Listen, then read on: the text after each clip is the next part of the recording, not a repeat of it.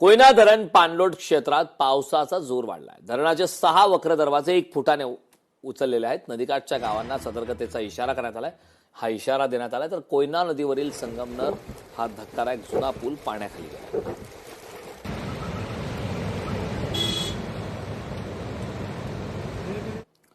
बातमी कोल्हापुरातून आहे। कोल्हापूरच्या राधानगरी धरणाचा एक स्वयंचलित दरवाजा उघडलाय। नदीकाठच्या नागरिकांना सतर्कतेच्या सूचना देण्यात आल्यात। स्वयंचलित दरवाजा क्रमांक 6 मधून प्रति सेकंद 1428 क्युसेक आणि पायथा विद्युत गृहातून 1400 क्युसेक असा एकूण 2828 क्युसेक इतका विसर्ग भोगावती नदी पात्रात सुरू आहे। जिल्हा प्रशासनाकडून नदीकाठच्या नागरिकांनी आता सतर्कतेच्या सूचना दिल्या। कोल्हापुरातली दृश्य आपण पाहतोय। राधानगरी धरणाचा एक स्वयंचलित दरवाजा उघडण्यात आलेला आहे आणि यानंतरची दृश्य पाहतोय। नदीकाठच्या नागरिकांना आता सतर्कतेच्या सूचना देण्यात आल्या आहेत। स्वयंचलित दरवाजा क्रमांक 6 मधून प्रति सेकंद 1428 क्युसेक आणि पायथा विद्युत गृहातून 1400 क्युसेक असा एकूण 2828 क्युसेक इतका विसर्ग भोगावती नदी पात्रात सुरू आहे। जिल्हा प्रशासनाकडून नदीकाठच्या नागरिकांना सतर्कतेच्या सूचना देण्यात आल्या।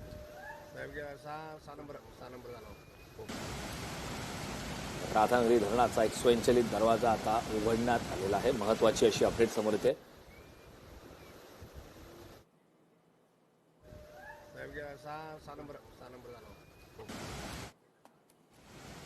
या संदर्भात ताजी अपडेट देण्यासाठी सिंधुदुर्गमधून आपले प्रतिनिधी रोहन नाईक आपल्या सोबत जोडलेले आहेत।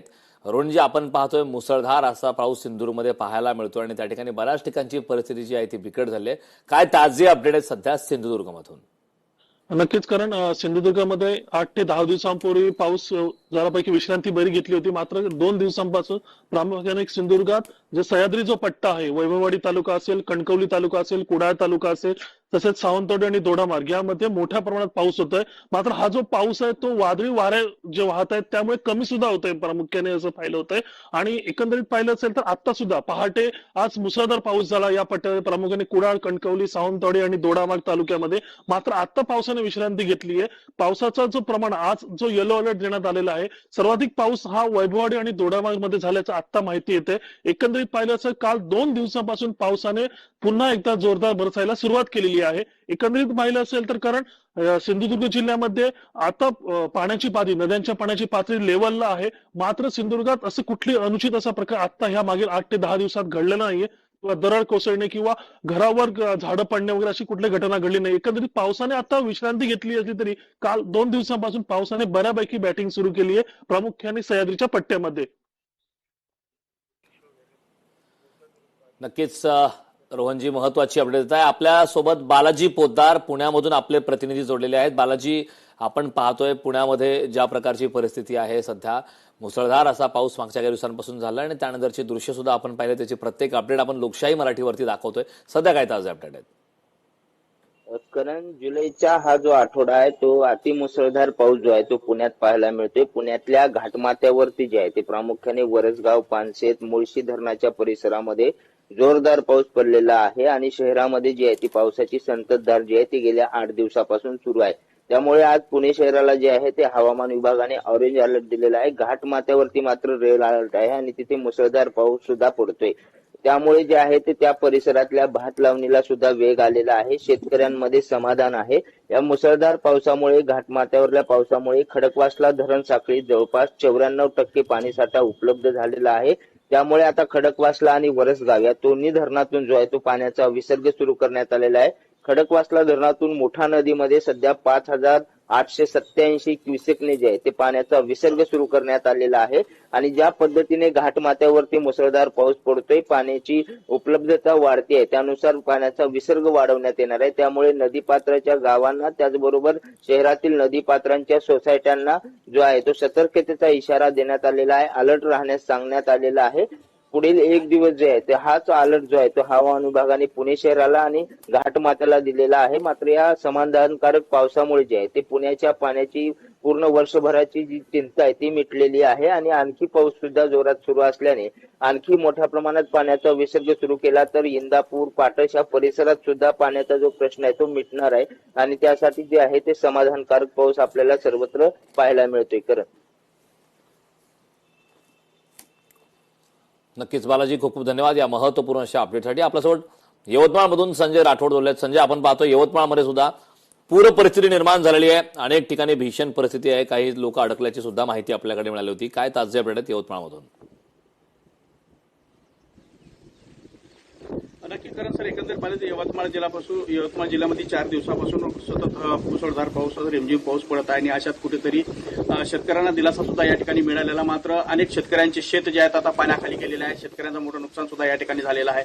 दुसरीकडे पाहिलं तर रात्री जे आहेत 2 वाजताच्या सुमारास एक कार जी आहे ही आर्णीकडे येत होती आणि अचानकच जे आहेत दैल या गावाजवळ पुलाखाली पाण्याच्या प्रवाहामध्ये वाहून गेली. त्यामध्ये 4 लोक असल्याचे एका परिवारातले सांगले जाते. 2 मुली आणि 2 जे आहेत व्यक्ती सुद्धा या ठिकाणी असल्याचं सांगले जाते. मुलगी 2 मुलं आणि एक महिला अशी वाहून गेलेली आहे आणि जो व्यक्ती आहे तो हा एका झाडावर असल्याची सुद्धा प्राथमिक माहिती मिळत आहे. एकंदर पाहिलं तर या ठिकाणी मोठ्या प्रमाणात नागरिकांनी जे आहे या ठिकाणी जे आहे धाव घेऊन बचाव कार्याला मदत सुद्धा या ठिकाणी करायला सुरुवात करण्यात आलेली आहे. अनेक ठिकाणी जर पाहिलं तर मोठ्या प्रमाणात यवतमाळ जिल्ह्यामध्ये पाऊस जरी झाला असेल, मात्र या पावसामुळे अनेक शेतकऱ्यांना दिलासा मिळाला. त्यानंतर पाहिलं तर मोठं नुकसान सुद्धा या ठिकाणी झालेलं आहे. अशातच कुठेतरी आता शेतकऱ्यांवर मोठं संकट सुद्धा उडावलेलं आहे. शेतकऱ्यांना दिलासा मिळताना या ठिकाणी दिसत नाही. दुसरीकडे आनंद सुद्धा शेतकरी या ठिकाणी करत आहे. मात्र अनेक शेतकऱ्यांचे पाण्याखाली शेत गेल्यामुळे पूर्ण पीक जे आहे या ठिकाणी नैनाट सुद्धा झालेलं आहे. प्रशासनाने या ठिकाणी मोठ्या प्रमाणात जर पाहिलं तर मदत कार्य या ठिकाणी करायला सुरुवात केलेली आहे. रात्रीपासूनच ही मदत कार्य सुरुवात करण्यात आलेली आहे. जिल्हा प्रशासनाने या ठिकाणी आज जे आहेत जिल्ह्यामध्ये जे आहेत सुट्टी जाहीर केलेली आहे. अनेक शाळा असेल, कॉलेज असेल, त्यांच्याकडनं ही जे आहेत सुट्टी जाहीर करण्यात आलेली आहे. घराबाहेर अत्यावश्यक काम असेल तर घराबाहेर निघा असं सुद्धा या ठिकाणी सांगण्यात आलेलं आहे. नदीकाठच्या घरांना सुद्धा या ठिकाणी मोठं या ठिकाणी पाहिलं तर मोठं आव्हान या ठिकाणी देण्यात आलेलं आहे. कुठलाही अनुचित प्रकार घडला तर शासनानं त्वरित कळवावं असं सुद्धा या ठिकाणी सांगण्यात आलेलं आहे. आज जिल्ह्याला रेड अलर्ट जे आहेत या ठिकाणी घोषित केलेलं आहे आणि यामुळेच प्रशासन जे आहेत आता सज्ज झालेलं आहे. करण सर.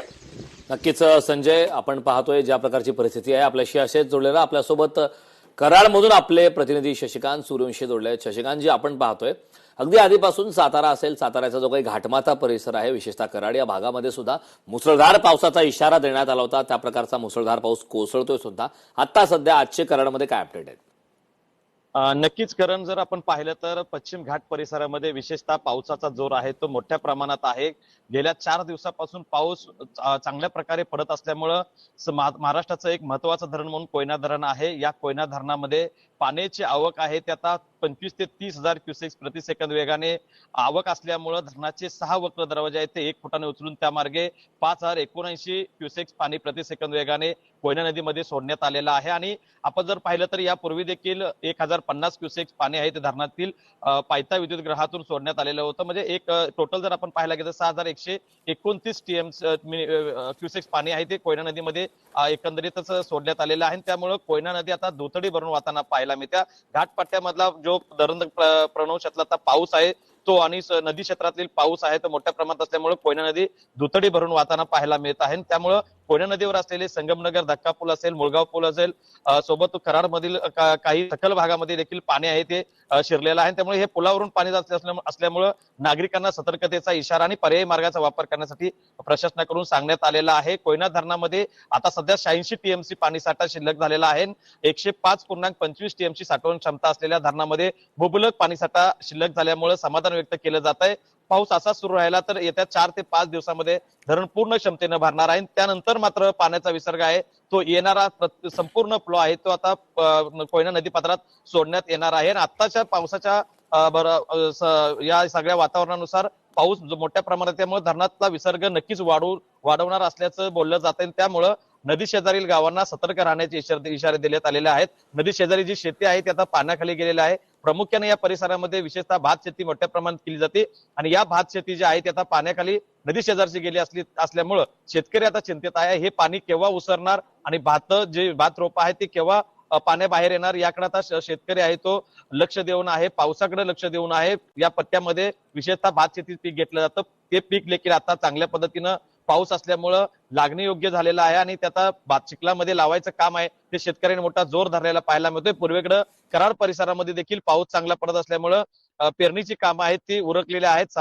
संपूर्ण परिसरातनं पाऊस चांगल्या पद्धतीने पडत असल्यामुळे समाधान व्यक्त केले. मात्र या परिसरामध्ये घाटपट्ट्यामध्ये विशेषतः जो मोठ्या प्रमाणात जो पाऊस होते त्यामुळे भूस्खलन होण्याची दाट शक्यता आहे ती वर्तवली जाते. अनेक ठिकाणी छोटी मोठी दरडी कोसळण्याचे प्रकार सोबत झाडं उन्मळून पडण्याचे प्रकार आहेत ते होताना आपल्याला पाहायला मिळतात. त्यामुळे प्रशासन मात्र तालुका प्रशासन आहे ते देखील महसूल प्रशासन असेल पोलीस प्रशासन असेल ते अलर्ट मोडवरती असलेलं पाहायला मिळते. ज्या ठिकाणी घटना घडतात त्या ठिकाणी तात्काळ त्या ठिकाणी जाऊन मदतकार्य असेल किंवा पंचनाम्याचं काम असतील ती तात्काळ केली जात असल्याचं प्रथम दृष्टी आपल्याला या ठिकाणी पाहायला मिळतंय.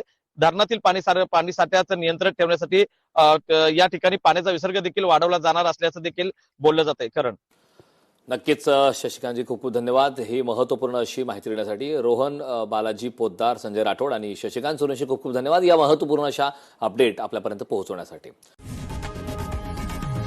लोकशाही मराठी ऐका, पहा, जागरूक रहा.